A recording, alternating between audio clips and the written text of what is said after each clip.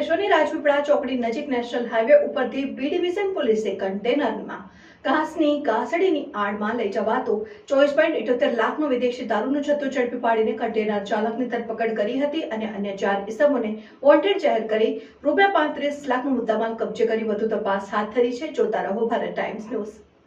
Ankleshwar B division પોલીસનો staff national highway ઉપર પેટ્રોલિંગમાં હતો તે દરમિયાન માહિતી મળી હતી કે વિદેશી દારૂ ભરેલ એક કન્ટેનર સુરત તરફથી વડોદરા તરફ જવાનું હોવાની માહિતી મળી હતી। જે માહિતીને આધારે બી ડિવિઝન પોલીસે અંકલેશ્વરની રાજપીપળા ચોકડી નજીક નેશનલ હાઈવે ઉપર વોચ ગોઠવી હતી।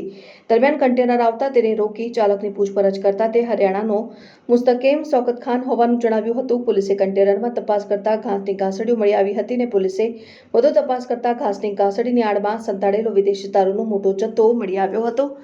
પોલીસે કન્ટેનર ચાલકની ધરપકડ કરી ₹24,78,000થી વધુનો વિદેશી દારૂનો જથ્થો, 10 લાખનું કન્ટેનર અને 18,800